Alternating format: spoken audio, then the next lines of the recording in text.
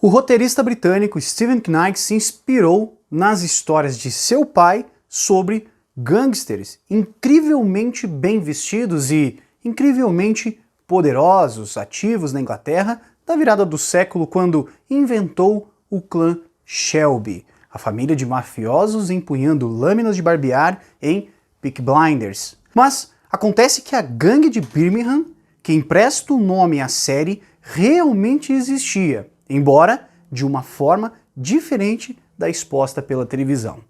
Vem com a gente!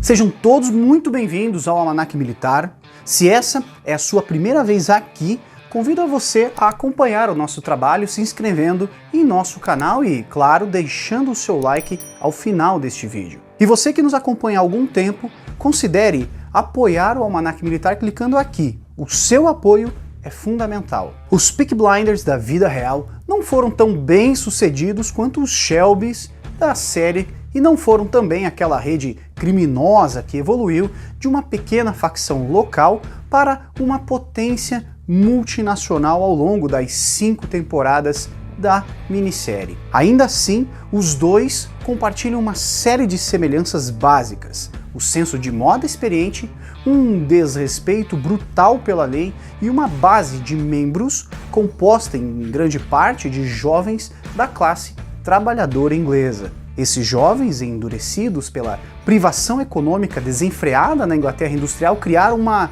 subcultura violenta, criminosa e muito bem organizada. A diferença entre os Peaky Blinders fictícios e os seus equivalentes históricos basicamente é o tempo. Embora o drama da televisão se passe durante as décadas de 20 e 30, o grupo atual de Birmingham ganhou destaque próximo à década de 1890. E enquanto o anti-herói maquiavélico Tommy Shelby, seu irmão matador, o Arthur, e o seu bando de executores se auto-intitulam de Peaky Blinders, que numa tradução livre significa pico cego com boinas forradas de lâminas de barbear, é improvável que os gangsters reais escondessem navalhas, um item de luxo dentro de seus chapéus. Na série, e em referência ao nome Peaky Blinder, os homens Shelby usam essas armas secretas para cortar a testa de seus oponentes, fazendo com que o sangue escorra em seus olhos e os cegue. Na vida real, o verdadeiro nome Peaky Blinder se deve aos limites ultrapassados e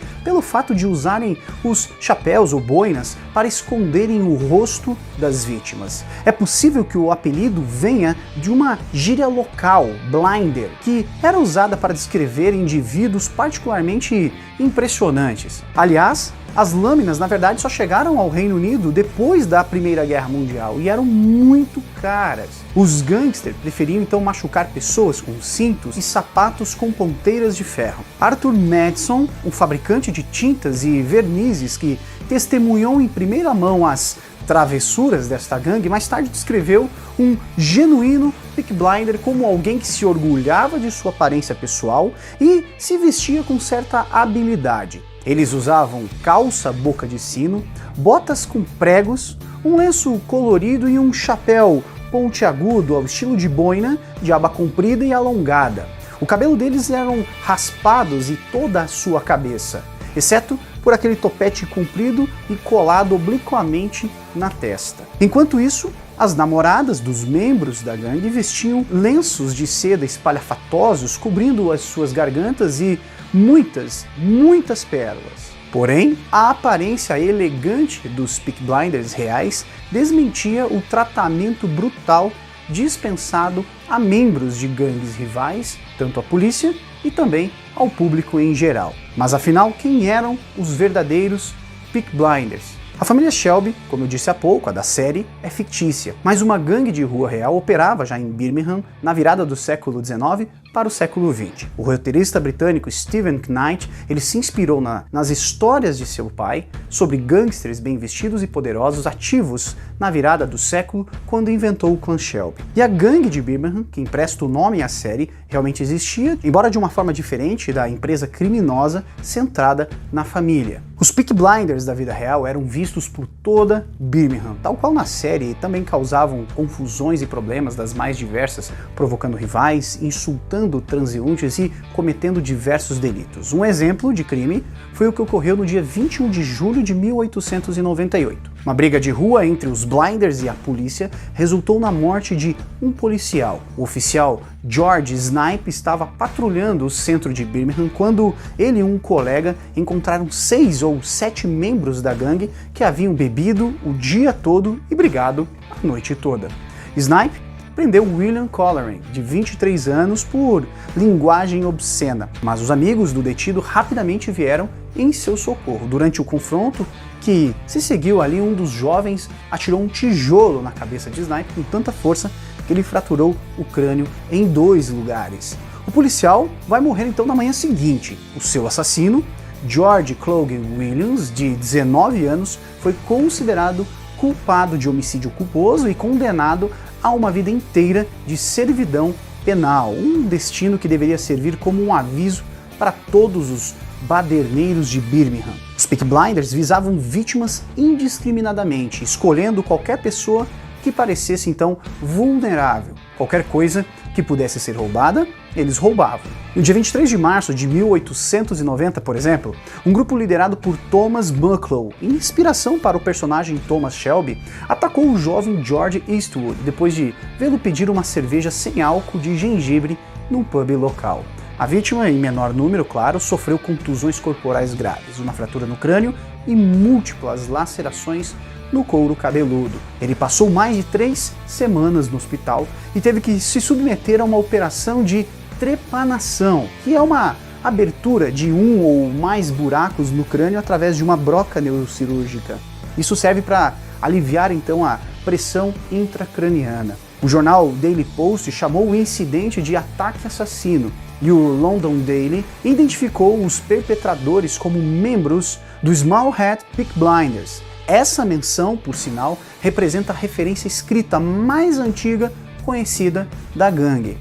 Ao contrário da série, os verdadeiros Blinders estavam longe de ser gênios do crime. Fotos policiais de Harry Fowler, Ernest Bales, Stephen Mackay e Thomas Gilbert detalham infrações menores, incluindo quebra de loja, roubo de bicicleta e autuação por falsos pretextos, ou a famosa falsidade ideológica. De acordo com o Museu da Polícia de West Midlands, que mantém uma coleção de cerca de 6.000 fotos, Fowler, por exemplo, preso em 1904, lutou mais tarde na Primeira Guerra Mundial.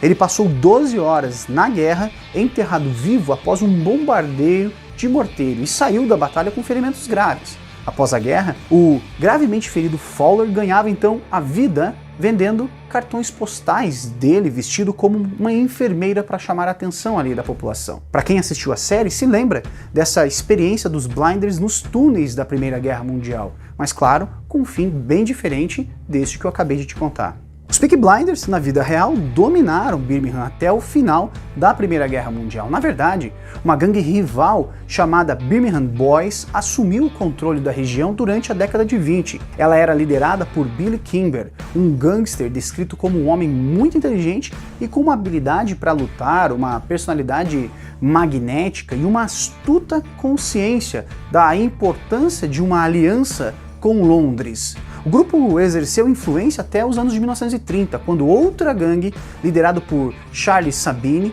usurpou seu lugar nas Midlands inglesas. Versões fictícias de ambas estas gangues que eu acabei de citar aparecem em Peaky Blinders, fornecendo detalhes ali e aprofundando a trama da Shelby Company. Nos anos de 1930, o bando de Sabine dominou a cidade, e os poucos Peaky Blinders que ainda restavam acabaram indo morar no campo, envelhecendo e se separando. As atividades da gangue perderam espaço com a melhoria da qualidade de vida da população mais pobre britânica. Nenhum ex-membro se orgulhava em contar para os seus filhos ou netos e que um dia fizera parte dos Peaky Blinders. Inclusive, o nome da gangue serviu como termo genérico para designar todas as gangues de rua naquela época. As histórias acabaram por se perder no silêncio, e as poucas que restavam, como a do pai do roteirista, viraram imaginação. Um dos momentos que inspirou a série gira em torno do encontro do roteirista Steven Knight em sua infância com um grupo de gangsters locais, mesmo que longe do momento histórico representado pela série. Enviado para entregar uma mensagem, o então menino encontrou 8 homens bem vestidos, sentados ao redor de uma mesa coberta de dinheiro. Cada um usava uma boina e uma arma enfiada no bolso. A fumaça dos cigarros, a bebida e esses homens imaculadamente vestidos nesta favela em Birmingham representaram a mitologia, a história dos subúrbios ingleses. E essa é a primeira imagem que o diretor transpassa ao telespectador ao citar o nome Peaky Blinders. De fato, há um fascínio enorme para o público em geral de personagens fora da lei, de Bonnie e Clyde a Al Capone, e Peaky Blinders entra nesse imaginário contemporâneo. A má fama dos Peaky Blinders e seu nome sinistro misturado à violência e ao gangsterismo garantiu que eles não fossem esquecidos. Hoje, a série conta com 5 temporadas, todas elas disponíveis no Netflix. E há, claro, o desenvolvimento para mais. Contudo, a série está próxima do fim. Knight já sabe o fim da série, assim que soarem as sirenes inconfundíveis da Segunda Guerra Mundial. Há boatos, inclusive, de que Adolf Hitler fará parte da 6ª temporada. Os fãs de Peaky Blinders estão desesperados para que a 6ª temporada da série da BBC seja lançada, e nós, do Almanac Militar, também. E nós afirmamos, com certeza a 6ª temporada trará o fim da família Shelby. Curtiu este conteúdo? Deixe aqui embaixo uma sugestão para o próximo tema. Um grande abraço e até a próxima.